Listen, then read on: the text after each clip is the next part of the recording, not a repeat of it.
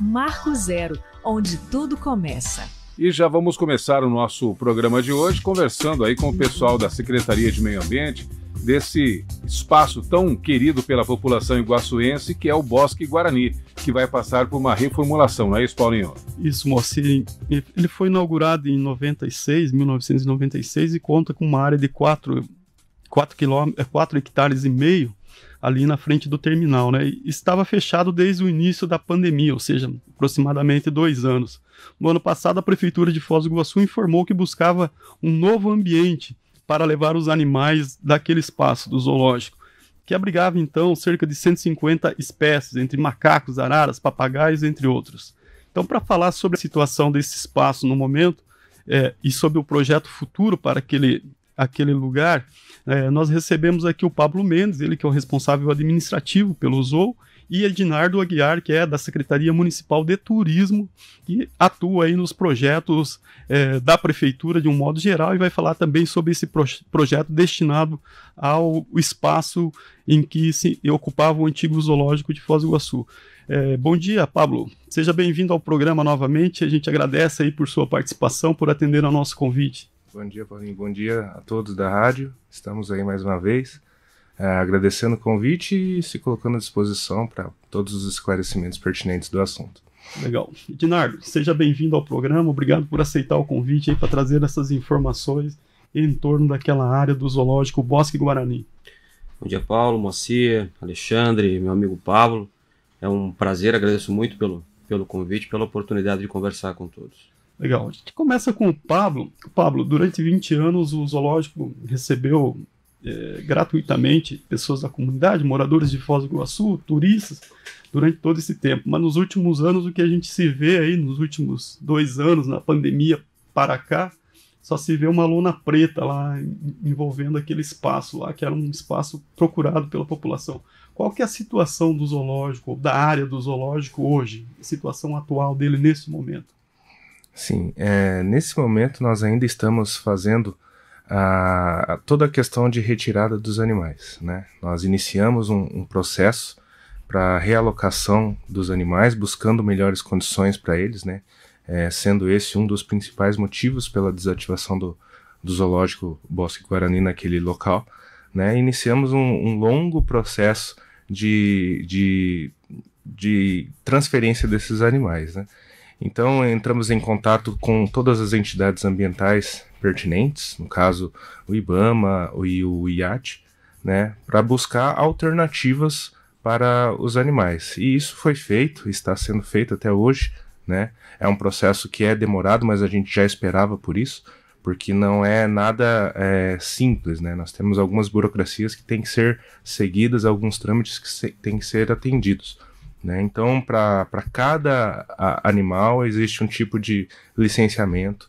O local para onde esses animais, ele tem que oferecer melhores condições para os animais, senão não faria sentido, né? Então, tudo isso tem que passar por várias etapas, né? Então, isso se iniciou em agosto, setembro do ano passado, e nós agora estamos, enfim, concluindo toda essa parte burocrática para que aí então as entidades que se manifestaram interesse possam vir, algumas já vieram, né? Possam vir a buscar esses animais. E qual é o status do momento, assim? Quantos animais já foram transferidos? Quantos permanecem ainda no zoo? E se há o plano de manter alguns desses animais, inclusive no novo espaço aí que pretende se reabrir? Sim, nós iniciamos com aproximadamente 150 animais no bosque, né? E alguns ainda não tinham sido nem catalogados, exemplo dos animais que viviam nos lagos, né? Que há muito tempo que não era feita essa recontagem deles, assim fizemos também. Então, entidades manifestaram interesse, como foi o pessoal do Zoológico Municipal de Cascavel, Zoológico do Rio de Janeiro, criatórios em Minas Gerais, aqui no norte do Paraná, e algumas entidades mesmo aqui de Foz do Iguaçu. Exemplo, a Falcoaria, né? Falcoaria que manifestou interesse em receber alguns animais, e também o mini zoológico que fica ali no Hotel Bourbon. Então, todas essas entidades elas têm que ser licenciadas, né? Então, a gente vai atrás do licenciamento, pede-se para o órgão competente se essas entidades de fato têm condições de receber esses animais, né? E a partir do momento que a gente tem essa positiva, a gente inicia então toda a questão de documentação, de licenciamento, de guia de transporte, para que essa retirada seja concluída. Então, nesse momento, os animais que Cascavel se colocou à disposição para receber já foram. O pessoal do Rio de Janeiro, né, ficou nessa questão de tentar acertar a documentação e também conseguir viabilizar a questão da viagem, né, porque era um percurso longo. Então, chegou no final do processo, eles abriram mão, né, da licença deles. Então, a gente teve que reiniciar. Todos aqueles animais que iriam para o Rio de Janeiro, a gente teve que reiniciar um processo de destinação. Cascavel se colocou à disposição mais uma vez para estar recebendo esses animais que iriam para o Rio. Então, assim, num contexto geral, aproximadamente 40%, digamos 50% já teve essa destinação. Os outros animais que continuam ali na área do zoológico, né, já tem entidades com toda a parte documental, digamos assim, pronta, né? A única questão que a gente está aguardando agora é a questão da própria entidade viabilizar a sua viagem, né? Porque também demanda de toda uma logística, de vir e buscar, então custos, e a entidade que vai receber os recintos tem que estar já apropriados. Tem algumas entidades que estão terminando de fazer os recintos para daí receber os animais. Então demanda todo esse tempo, né? Que a gente até já esperava, já imaginava, mas que já está acontecendo.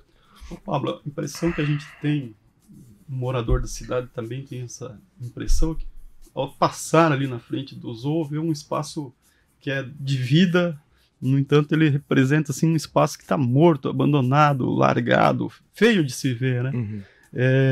Não era possível, não era viável manter o zoo aberto para aquelas atividades que são possíveis, por exemplo, na área de educação ambiental, passeios pela trilha, enfim, não seria mais viável ter um arranjo para manter o espaço funcionando enquanto ocorre essa transferência dos animais? Perfeito. Essa questão do visual, por assim dizer, né, ali na frente, inclusive a própria Vital, ela faz a varredura ali diariamente, né, do espaço ali da frente. Internamente nós temos o pessoal do patronato que presta serviço ali. Aquela lona que tinha ali na frente, ela foi removida, tá? Inclusive, se passar lá agora, já vai ver toda aquela pintura que foi feita, está à disposição. E quanto à questão dos passeios, né, nesse momento que a gente faz essa realocação, internamente tem bastante movimentação de animais ali, tira de um recinto, coloca no outro. A exemplo, as araras estavam num recinto muito grande que dificultava a sua captura. A gente teve que realocar elas gradativamente para recintos menores para conseguir fazer essa captura. Então, assim, nós estamos tendo visitas controladas, né? A gente sabe que ali dentro tem o Centro Municipal de Educação Ambiental, né, que continua com as suas atividades. Temos ali os professores de educação ambiental que estão ainda recebendo turmas de escolas e também outros grupos para estudar a questão do meio ambiente em si, né, até os animais da vida livre, que tem muitos ali. Então essas visitas controladas continuam acontecendo. Seria o Ednardo aqui na conversa para a gente falar sobre projetos de futuro, né? Com a remoção dos animais, o que vai ser feito daquele espaço, Ednardo? Já há projeto? Em que estágio que está esse projeto?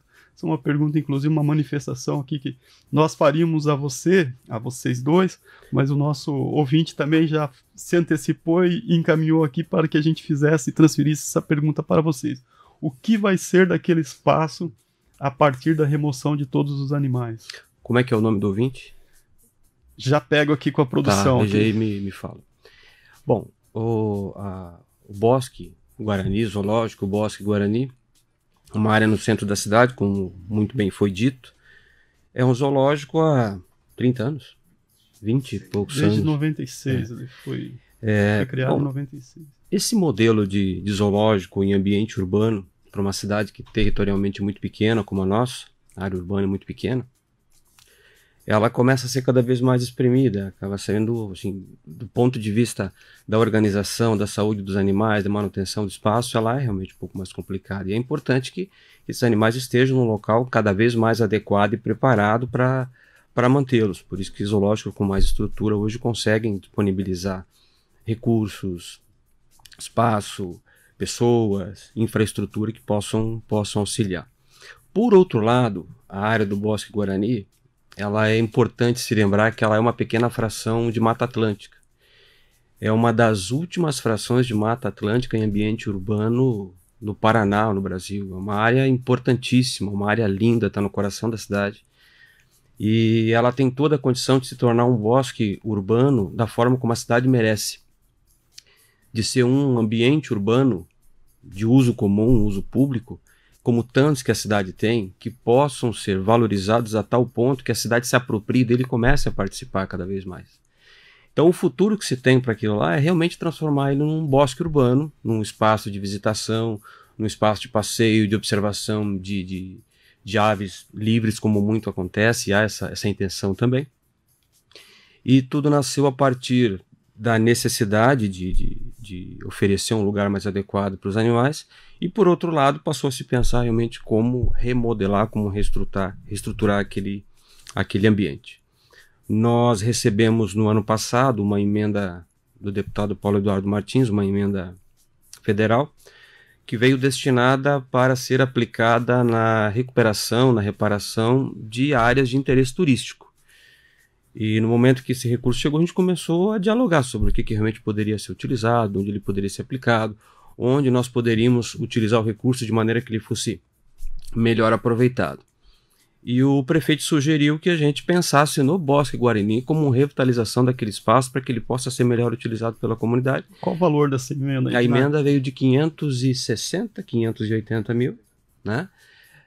E a partir daí nós começamos a fazer os anteprojetos e projetos do que seria transformar o zoológico, o Bosque Guarani, num parque urbano, que envolvesse aspectos como a acessibilidade completa e o trânsito das pessoas por dentro do espaço, a preservação daquelas estruturas que foram construídas hoje dando uma outra finalidade para ela, a manutenção da área de educação ambiental, a implantação de alguns pontos que, por ser área de proteção permanente, isso é uma coisa que tem que ser feito com muito cuidado. Você não pode ampliar a edificação lá dentro, o máximo que você pode aproveitar o que tem de edificação lá, utilizar aquelas edificações como determinados componentes para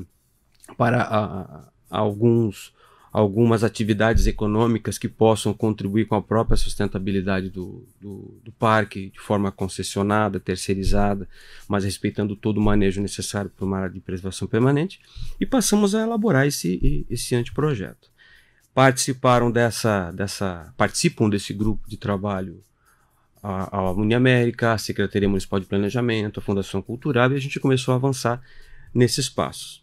Isso migrou para a elaboração de projetos básicos e executivos, e a aplicação desse recurso ela estava condicionada à obrigatoriedade do município entregar um projeto que atendesse todas as normas de acessibilidade naquela área, porque se você for lembrar, você já passou por lá algumas vezes, você sabe que ele tem um desnível significativo aqui da Tarobá até a Anaipi, até a Anaipi, até a região da Anaipi. Então ela tem uma descaída muito séria. Então, para que a gente pudesse liberar esse recurso e aproveitá-lo, o projeto que nós teríamos que apresentar teria que oferecer componentes de acessibilidade que qualquer pessoa, seja lá a dificuldade que ela tivesse, pudesse entrar e transitar. E assim a gente foi desenvolvendo o projeto, como eu disse, com a participação ali da Uniamérica como participante voluntária, com a Secretaria de Planejamento atuando com seus técnicos, e conseguimos ali fechar um projeto que atendesse às normas técnicas exigidas pela Caixa Econômica para a liberação definitiva do recurso. Ô, Ednar, antes de você avançar, e a gente vai querer saber mais detalhes desse projeto que você está desenhando aqui para a gente. Primeiro, a ouvinte que fez a pergunta é a empresária Cristiane Palomo. Bom dia, Cristiane. Está aí respondido parcialmente a questão dela, e a gente vai dar andamento para a conversa. Mas eu gostaria que você, falando do projeto, explicasse aqui para a gente se está previsto a terceirização, privatização, cobrança de ingressos, cessão para instituições, para entidade privada, enfim. O pós-zoológico aí vai ser que tipo de instrumento que vai nortear esse funcionamento desse novo espaço? Ótimo. no momento que esse projeto, na forma como está hoje concluído, aprovado pela Caixa Econômica para a liberação desse recurso, em que houve a necessidade também de recursos próprios do município, que também já estão comprometidos, nos próximos dias deve ser lançado o aviso de licitação para que essas obras básicas de garantia de acessibilidade e de uso mínimo de usabilidade do bosque possam ser colocadas à disposição até mesmo para a primeira visitação. E a gente está tratando isso como uma primeira fase, né, com o chão necessário para a gente avançar com as fases seguintes, que aí envolvem isso que você mencionou muito bem. A possibilidade de controle de entrada, cobrança ou não de ingressos, a participação da iniciativa privada, a cessão de alguns espaços para exploração econômica, a disponibilização daquelas áreas onde eram viveiros de pássaros hoje como estações culturais, né? Tem um empresário que a gente já começou a dialogar também na cidade, ele é sócio de um empreendimento daqui e nos procurou porque ele é um colecionador da cultura Avá-Guarani há 30 anos. Tem um acervo gigantesco e ele gostaria de contribuir ou com peças ou participando do projeto com aquilo que já era interesse apresentado pela Fundação Cultural, que é transversalizar o bosque como área de visitação parque urbano, mas também trazendo componentes de cultura que fazem parte aqui da nossa região. Esta segunda e terceira fase, que envolve questões como a que você mencionou e que podem acontecer, passam a ser discutidas a partir desse momento. E algo que a gente chegou em consenso é que, assim, os próximos passos que envolvem os novos investimentos, a forma de uso, de entrada, controle, ingresso, cessão e um monte de outros componentes, a gente vai fazer isso também com consultas públicas. Tá? Então a gente vai querer que a comunidade se manifeste sobre como é que ela espera que seja o Bosque Guarani daqui para frente. Quer dizer que a comunidade vai ser ouvida, vai poder opinar sobre esse modelo que migra de um parque, de um zoológico integralmente aberto, gratuito, de acesso universal, sim, para um outro modelo que pode ter cobrança de ingresso, uma série de instrumentos de exploração econômica dentro do espaço. Ela vai optar para nos ajudar a definir como vai ser o próximo modelo. Dizer que ele vai ter componentes hoje que possam trazer outro tipo de característica que não do acesso pleno, aí é especular um pouco, eu não faria isso. Mas veja, por exemplo, o que é o nosso Marco das Três Fronteiras. É um espaço de exploração econômica, altamente valorizado, um equipamento turístico de acesso pleno e total da comunidade, com cobrança de acesso para visitantes que queiram visitar o local. É um modelo absolutamente exitoso e é onde nós, obviamente, precisamos nos espelhar para entender como é que a gente pode trazer um sucesso, guardadas as proporções do Marco das Três Fronteiras, para uma área como o Bosque Guarani, e lá na frente, quem sabe, para o Monjolo, e lá na frente, quem sabe, para o Parque Remador, e lá na frente, quem sabe, para outros espaços urbanos que a cidade precisa oferecer.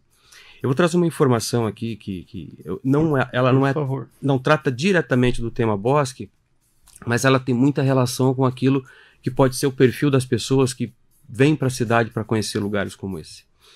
Na semana passada, nós tivemos um primeiro contato com a gerência de contas de uma plataforma mundial de venda de pacotes de viagem que reúne operadores e operadoras de viagem, e ela nos informando como é que ela vende o Destino Iguaçu. Né? Ela vende o Destino Iguaçu para o mundo com pacotes de 4 a 6 dias, onde as pessoas elas gostam de estar hospedadas em Porto Iguaçu, um pouco mais até do que em Foz. Não porque nós não temos equipamentos, nós temos equipamentos de altíssima qualidade numa variedade muito grande. Mas pessoas que buscam características de exclusividade diferente, como hotéis de selva, hotéis de natureza, hotéis de experiências. E essas pessoas buscam muito esses locais para visitar. E a comunidade já se manifestou dizendo que a gente não tem parque, a gente não tem onde passear, a gente não tem onde ir. E a gente precisa oferecer tanto para a comunidade, com esse pleno e total acesso, porque ela precisa se apropriar desses equipamentos, mas também estruturá-los de uma certa forma que ele seja atrativo do ponto de vista da visitação de quem vem para a cidade. Então esse perfil do turista, esse perfil do visitante, somado com a expectativa que a cidade tem, que as pessoas se manifestam por locais de convivência, exemplo da Paraná, a Paraná nos finais de tarde, fim de semana, é uma maravilha aquilo. As pessoas gostam de ir para visitar, conhecer e passear.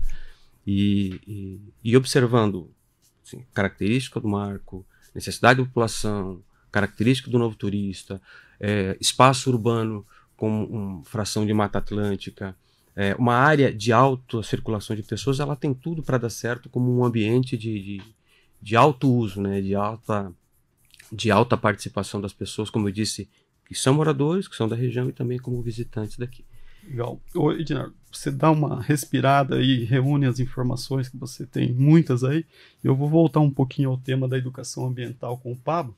Vou perguntar para ele o que está sendo feito, que balanço que você pode nos trazer das ações do Centro de Educação Ambiental hoje realizado. Você mencionou que tem visitas técnicas, né, sendo feitas, guiadas pelos profissionais, inclusive uma grande e boa equipe de profissionais que atuam no Centro de Educação Ambiental.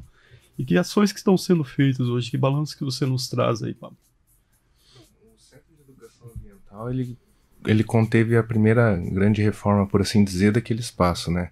Foram investidos mais de R$500 mil também na reforma do Centro de Educação, onde consta ali uma equipe de professoras muito bem treinadas para fazer essa educação ambiental, não somente daquele espaço, mas é a equipe responsável também por toda a questão de educação ambiental no município, né? Então, isso tem sido feito de forma gradativa. Naquele espaço, né, as professoras recebem as turmas das escolas municipais e também de outras funções, né? Temos ali uma área de reuniões muito grande, um plenário muito grande ali também, que é constantemente utilizado. Então tem estando à disposição da comunidade para fazer uso daquele espaço ali. Ô, Ednardo, a gente está caminhando para o final do programa aí, mas a gente não pode deixar você sem responder aí sobre o projeto. Você começou a apresentá-lo rapidamente, então pediria que você desse um apanhado geral aí, porque o nosso tempo está curto. E deixo já a pergunta, dentro da pergunta, se vocês preveem, como sugeriu um dos vereadores da Câmara Municipal, utilizar aqueles antigos equipamentos das estações tubos nesse novo projeto do ambiental dentro da área do zoo. Sim. Uma das possibilidades no conceito das novas fases do projeto, e essa foi uma sugestão da equipe da Uniamérica, é de implantação de algumas passarelas elevadas.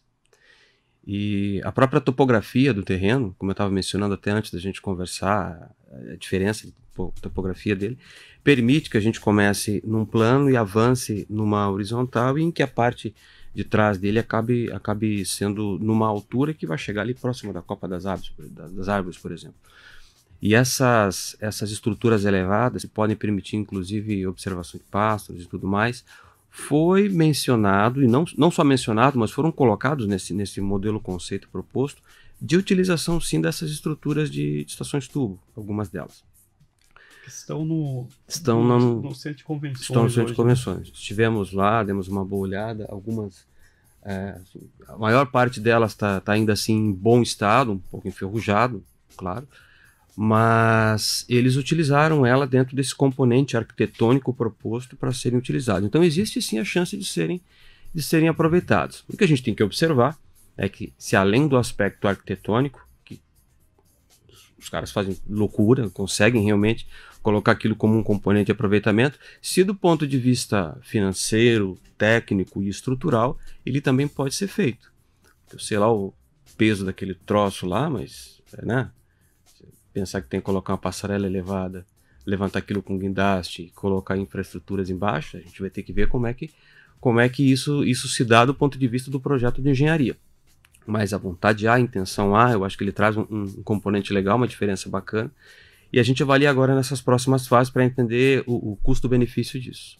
Muito bem. Prazos. O que a gente pode imaginar de prazo para a conclusão dessa transferência? Aí o Pablo pode ajudar na resposta, na informação, e o início da implantação desse novo projeto. O aviso de licitação dessa primeira fase, né, de oferecer ele como estrutura plena e acessível para toda a comunidade, deve ser lançado na próxima semana, né? As obras iniciam-se tão logo os animais estejam totalmente sido deslocados, retirados e recolocados em outra cidade, em outro ambiente. E a partir de então a gente já começa a dialogar com a comunidade na construção das novas etapas de projeto arquitetônico estrutural e também de finalidade, uso, ocupação e aproveitamento do espaço.